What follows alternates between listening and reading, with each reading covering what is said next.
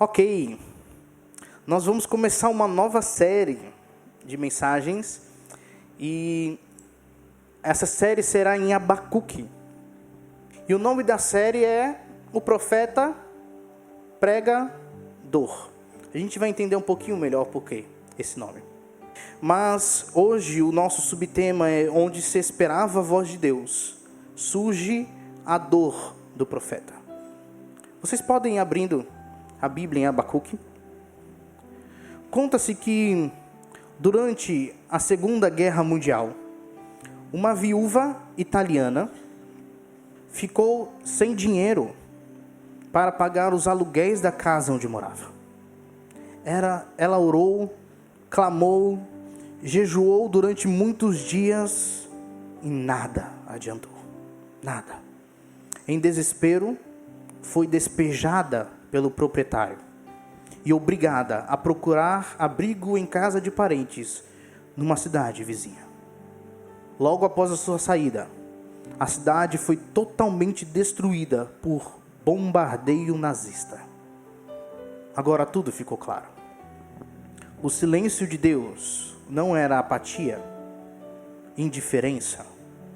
O silêncio de Deus era uma resposta. Abacuque, o profeta pregador.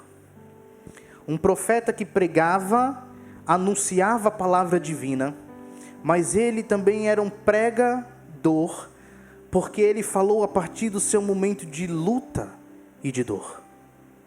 Para entender o livro de Abacuque, é necessário a gente descobrir que esse profeta pouco conhecido, ele foi profeta em Judá, no final do século 7 a.C., quando a realidade internacional era muito complicada. Abacuque vem da mesma raiz da palavra abraço. Então depois da ceia, a gente tem aquele momento de dar o abraço, também de Abacuque, nossos irmãos, tá bom? Então vem da mesma raiz de abraço. Se procurarmos e lermos a Bíblia, você não encontra mais informações sobre Abacuque. Existem informações apócrifas que dizem que Abacuque foi levado pelo anjo segurando pelos cabelos. Então não temos nada realmente objetivo sobre ele. Nós vamos encontrar uma anotação nesse pequeno livro de Abacuque, no final do capítulo 3, versículo 19, quando Abacuque está terminando o que é chamado Salmo de Abacuque. Lá diz: o Senhor Deus é a minha fortaleza e faz os meus pés como os da corça e me faz andar altaneiramente. Há um mestre de canto para instrumentos de cordas. E o que isso quer dizer para nós? Há uma indicação que vai sugerir que ele liderava a adoração no templo e possivelmente seria um profeta cútico, ou seja, um profeta levita, alguém que estava atuando na adoração do templo de Jerusalém antes que ele viesse a ser destruído. Que a gente sabe que haveria destruição do templo de Jerusalém. Mas olhando para o livro de Abacuque, nós vamos descobrir que ele vai ser escrito entre os anos 609 e 597. Eu estou dando esse contexto histórico porque é muito importante para a gente saber isso antes de entrar no texto.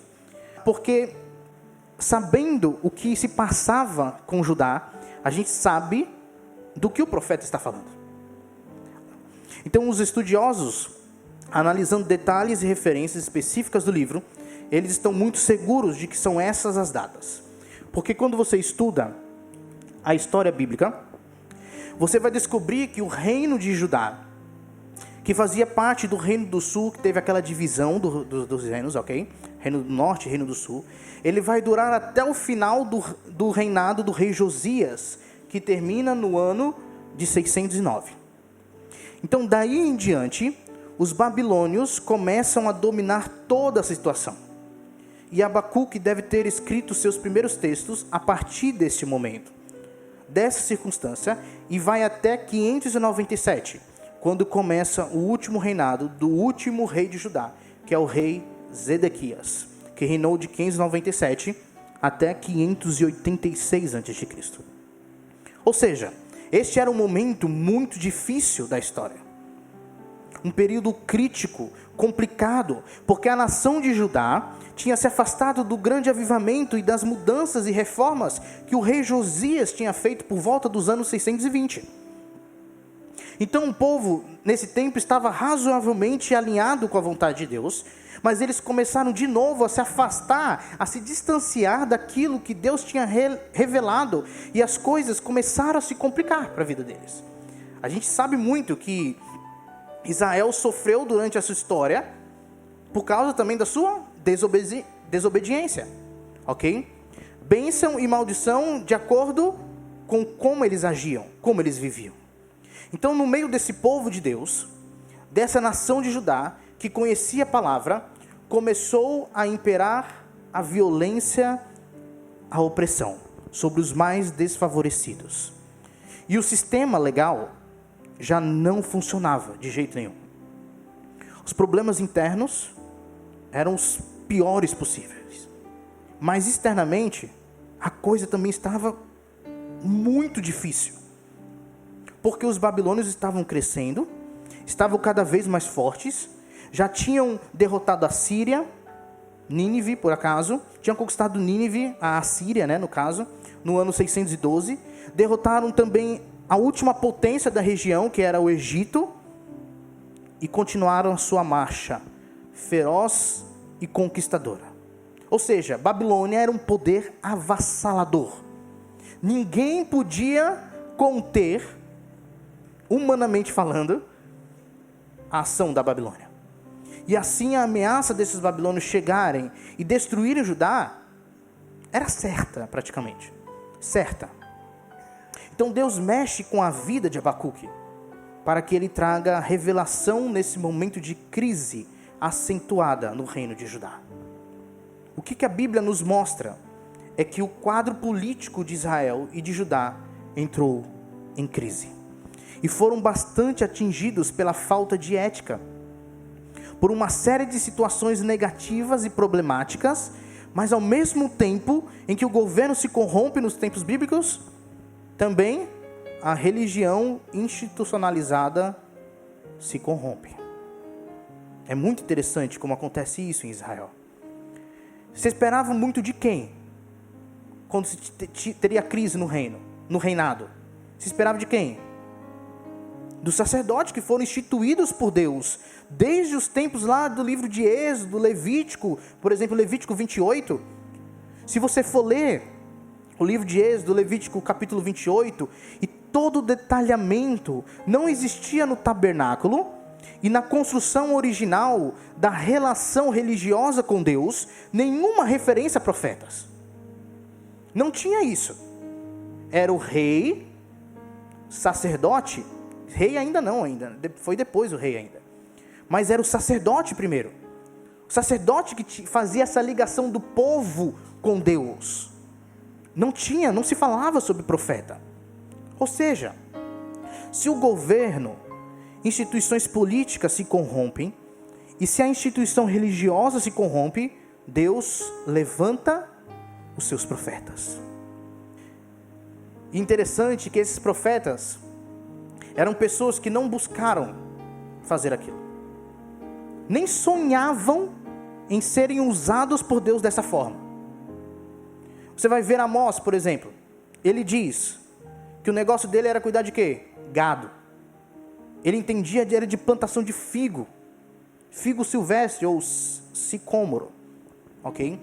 E Deus, ele fala que Deus me chamou dessa situação para trazer a sua palavra. Ou seja, ele estava, de certa forma, na dele.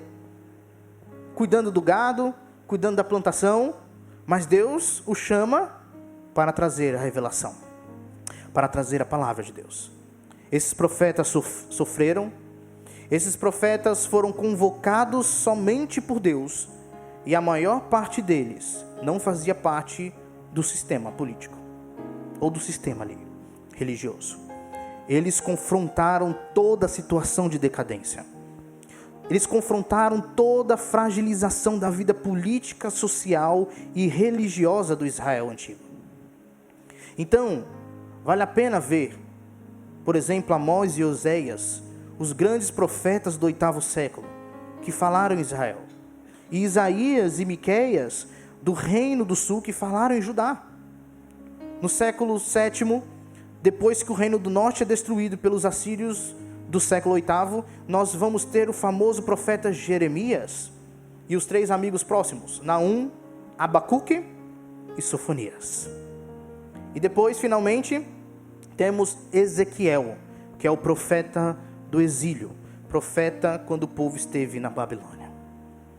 Abacuque é um livro muito interessante, muito valioso.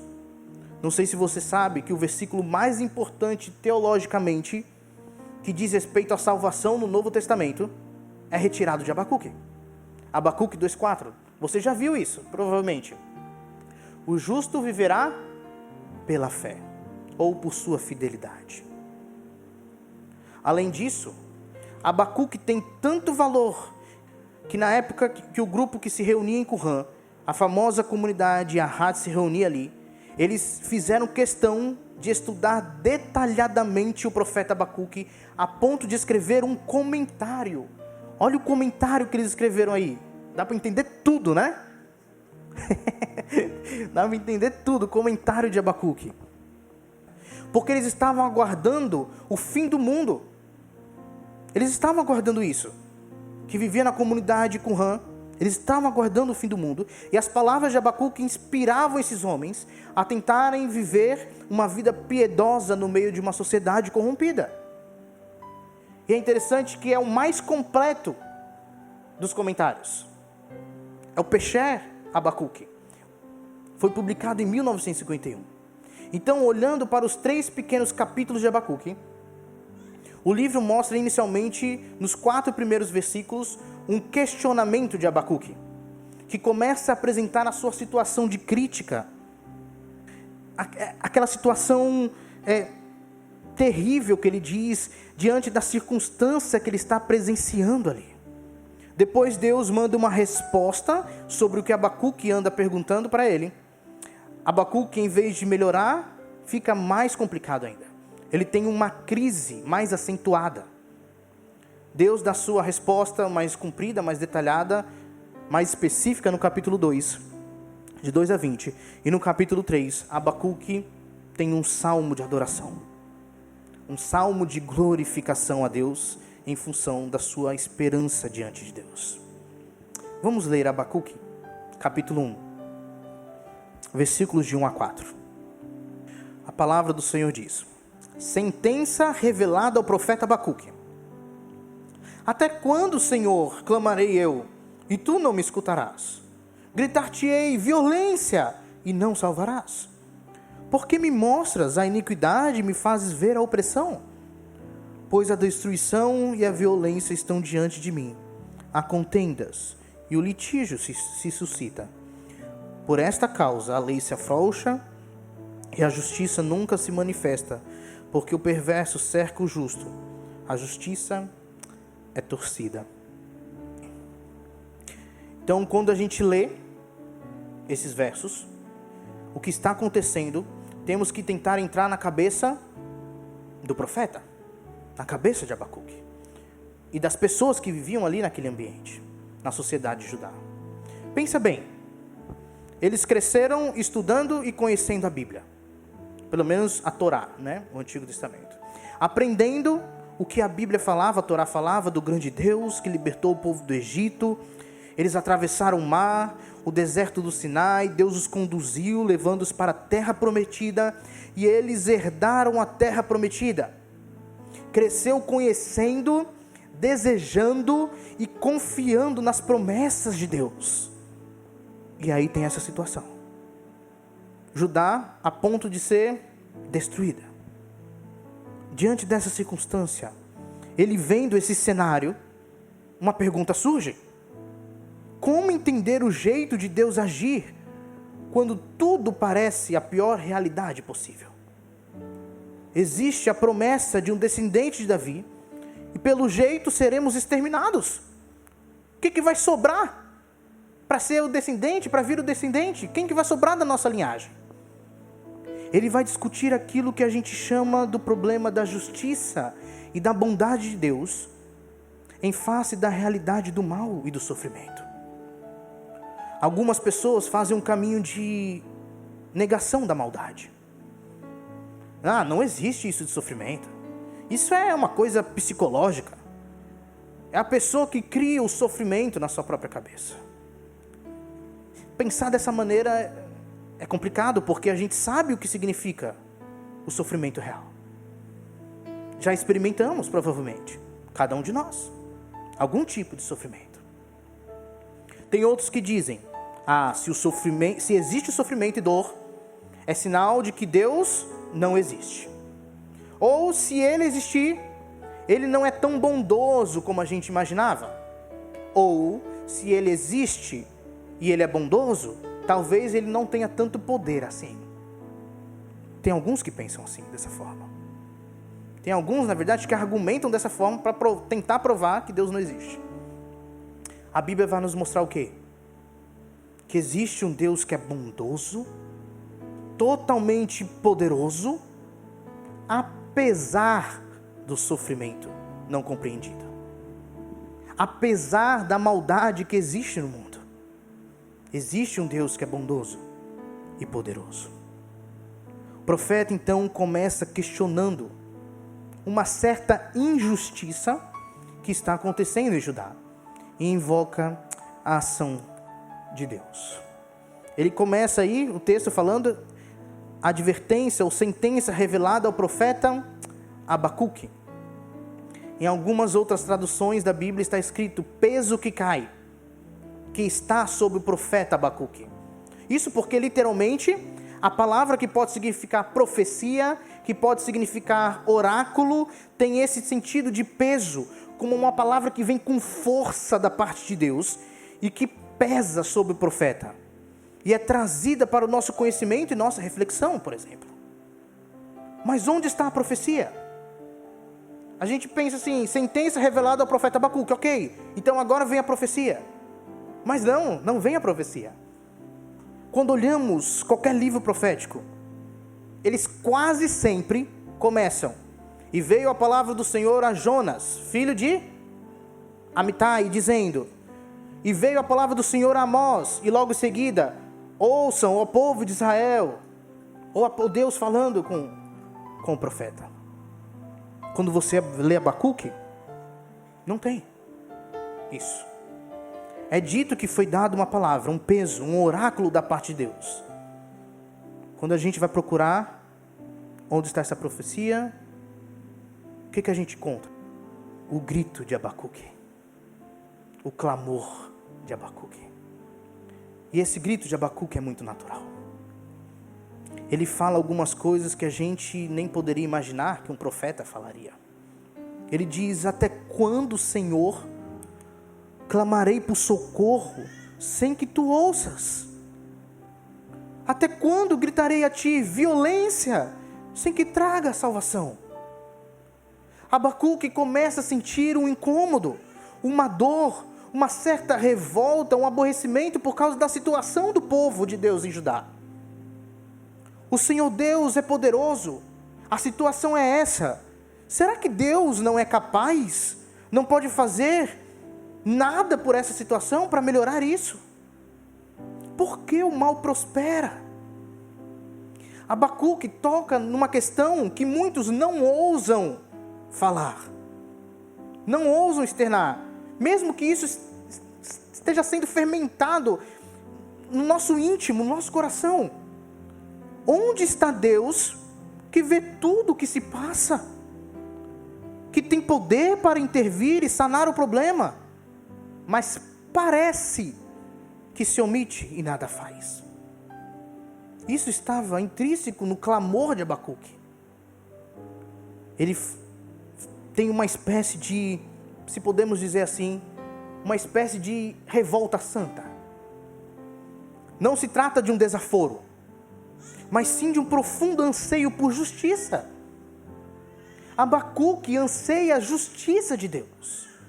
Não é murmuração, porque murmuração é uma pessoa indignada, revoltada, perdida nos seus próprios erros, que desenvolve um tipo de aborrecimento para com Deus, para com a vida, e tenta responsabilizar Deus pelos problemas da sua vida e dos outros.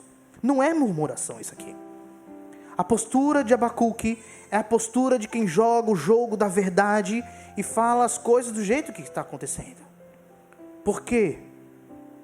Como é que a gente faz quando a dor atinge o nosso coração? Quando há injustiça, quando há incômodo diante da realidade à nossa volta. O que a Bíblia mostra para nós, que é interessante, é que no lugar da palavra de Deus em Abacuque, surge a dor, o conflito que atinge o coração do profeta. No lugar onde literalmente se espera a revelação divina, tem um grito real do profeta. Ele abre o coração com toda a sinceridade diante de Deus. Deus, até quando eu vou gritar diante do Senhor, pedindo ajuda do Senhor? E o Senhor não intervém. Até quando eu vou gritar violência, sem que o Senhor traga a salvação? E a expressão aqui, até quando gritarei a ti violência? O sentido é, até quando denunciarei a ti a violência sem que você intervenha, sem que o Senhor faça alguma coisa? Vocês percebem que o exercício da sinceridade, na legitimidade que você encontra na Bíblia, em muitos salmos, por exemplo, salmos de lamento, aqui no profeta, é muito diferente de uma atitude letárgica e irresponsável de vez em quando, de pessoas que não têm sensibilidade para o sofrimento e para a desgraça humana. Abacuque não reage assim, com apatia. Abacuque não reage com nenhuma sensibilidade para o que estava acontecendo.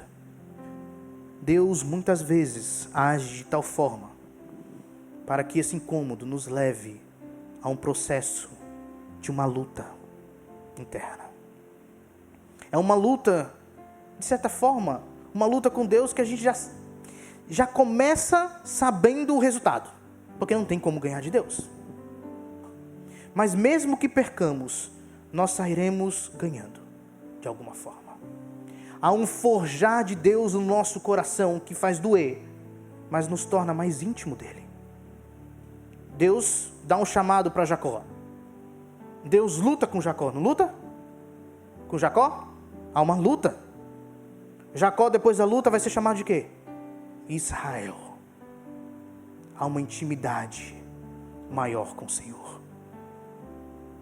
Abacuque continua dizendo: por que me mostras a iniquidade e me fazes ver a opressão? Pois a destruição e a violência estão diante de mim, há contendas e o litígio se suscita. Deus, por que me fazes ver a injustiça e contemplar a maldade? É como se Abacuque falasse assim: eu estava quieto, mas o Senhor me buscou para enxergar o que os outros não estão vendo. Por quê? Nós temos um princípio aqui para nós.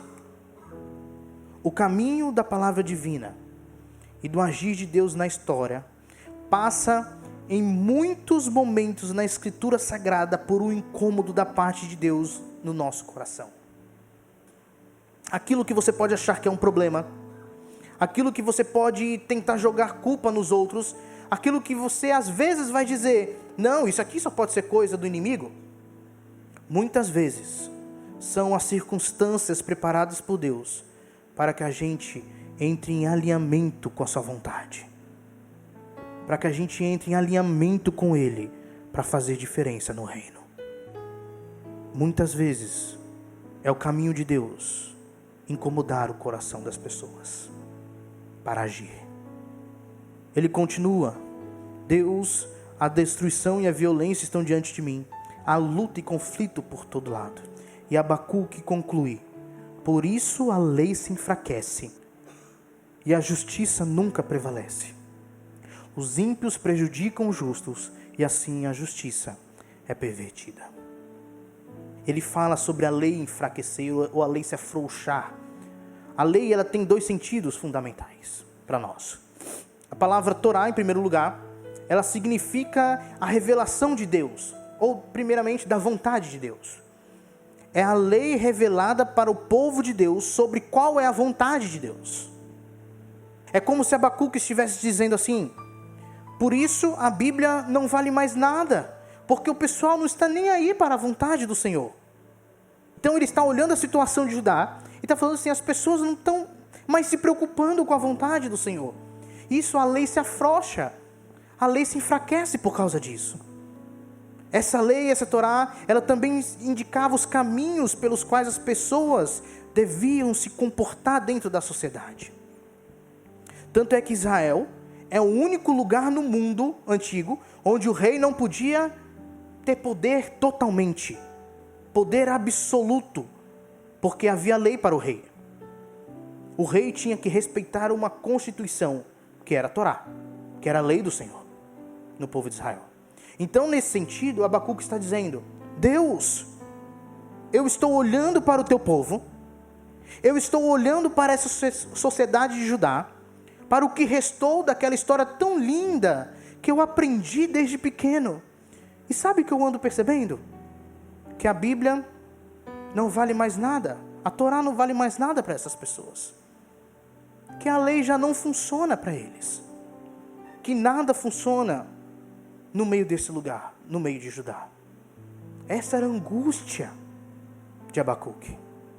É por esse motivo que ele mostra a dor do seu coração, afirmando que a justiça nunca prevalece. Os ímpios prejudicam os justos, e assim a justiça é pervertida.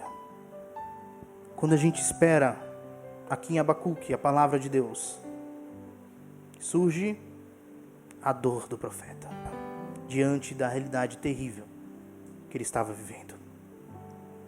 Quando as pessoas querem ouvir a palavra de Deus, geralmente querem ouvir da parte de Deus algum tipo de mandamento simples. É mais fácil, é mais cômodo a gente ouvir um mandamento simples. Alguns estudiosos fizeram um levantamento dizendo que a maior parte das comunidades religiosas ficam muito contentes se derem para elas 5, 6 atitudes que elas devem praticar para que elas se sintam bem, religiosamente falando. Quem que é o crente? Não bebe, não fuma, não joga, não mata, não rouba, não usa drogas. Está bom. A Bíblia vai nos mostrar que o método que Deus usa quando a crise é total dentro do povo de Deus, e quando a crise é total lá fora, e somem as perspectivas, somem as expectativas positivas, somem a esperança, que Deus começa a incomodar o coração de muita gente. Deus começa a tirar a paz, incomodar a sua vida de alguma forma, permite prejudicar a estabilidade, bagunçar a zona de conforto, e assim nos leva a fugir de uma alienação perante a vida, para nos fazer sentir a dor do mundo, sentir a realidade. A pergunta para a gente é: qual é a relação que temos tido com o santo incômodo que Deus já trouxe para a nossa vida, em relação à realidade deste mundo caído? Você não se sente incomodado, não? Quando vê para onde o mundo está caminhando? Quando vê essa sociedade corrompida, deturpada, moral nenhuma? O que nós temos feito com esse incômodo que Deus tem trazido para o nosso coração? Será que nós apagamos esse incômodo? Será que nós saímos fora? Será que somos um mero contemplador da realidade terrível da sociedade? Será que temos jogado bastante cinza sobre a brasa viva, não permitindo que a vontade de Deus se revelasse através do incômodo que atinge a nossa vida? Nosso desejo tem que ser que Deus faça com que nossa vida seja um canal de bênção para o seu povo e para um mundo em crise, um mundo terrível. Nessa primeira queixa de Abacuque, nós vemos isso como conclusão para nós. E eu queria trazer outras 3 verdades. Primeiro, o povo de Deus também peca. Por vezes os seus pecados são desprezíveis. não nos orgulhemos disso, presumindo-nos melhores que os do mundo. Cuidado com isso. A grande diferença entre nós e o mundo é o quê? A graça de Cristo que opera em nós. É a graça de Cristo. Muitos dos pecados que a igreja combate no mundo, tem igreja praticando. Certa professora da EBD contou para os seus alunos a parábola do fariseu e do publicano. Após contar a história, disse a professora: agora, meus filhinhos, vamos dar graças a Deus, porque não somos como aquele fariseu. Nem se deu conta que cometeu o mesmo pecado. A soberba de se presumir melhor que os outros. Nós devemos cuidar. A situação de Judá é um alerta para nós. Não era só os babilônios que eram inimigos de Deus ali. Judá também estava sendo inimigo de Deus. O fato que somos pecadores e que o pecado encontrado em nosso meio deve nos levar a cuidar bem da nossa vida e não nos orgulharmos de nossas virtudes. Porque as virtudes que nós temos é dado pela graça de Deus. Outra verdade, a fé nos leva a crer e a esperar por uma intervenção divina. Nem sempre a espera escatológica é escapismo ou falta de ação. Pode significar que cremos em um Deus moral que pune o mal, que recompensa o bem. E aí é por isso que Abacuque se torna tão atraente. Como ele, nós também aguardamos ansiosamente o triunfo do bem sobre o mal. Não é isso? Aguardamos a ação de Deus contra a manifestação do pecado, contra a injustiça. Não aguardamos isso? Aguardamos isso. Sabemos que Deus é justo e sua justiça será concretizada, consumada. Nós aguardamos isso. E por último, a última verdade que eu queria destacar: não presumamos que o silêncio de Deus seja um indicativo da sua apatia, porque não é. O silêncio de Deus é uma resposta. Em silêncio o Senhor revela poderosamente sua vontade. Assim, quando em silêncio, não necessariamente Deus está passivo, omisso ou mesmo indiferente. O seu silêncio exige de nós um voltar-se a Ele. Exige uma maior atenção, um mais qualificado tempo com Deus. Quando em silêncio, Deus nos coloca para exercitarmos a atenção, a paciência, a perseverança, a dependência. Deus desperta e fortalece a esperança no nosso coração. Em silêncio, Deus exige mais de nós. Ele nos quebra, muitas vezes nos traz angústia, para então nos fortalecer, tornando-nos mais resistentes, mais atentos à sua vontade. E consequentemente, aprendemos a agir como Ele. Mesmo que o silêncio seja uma resposta, Deus não para no silêncio. O silêncio nunca é o fim. O silêncio sempre antecede uma ação divina. Lembre-se disso. O silêncio é uma resposta. E o silêncio antecede uma ação divina. Portanto, adoremos a Deus também em seu silêncio. Lembrando que o silêncio de Deus é uma resposta para nós. E que a ação está por vir.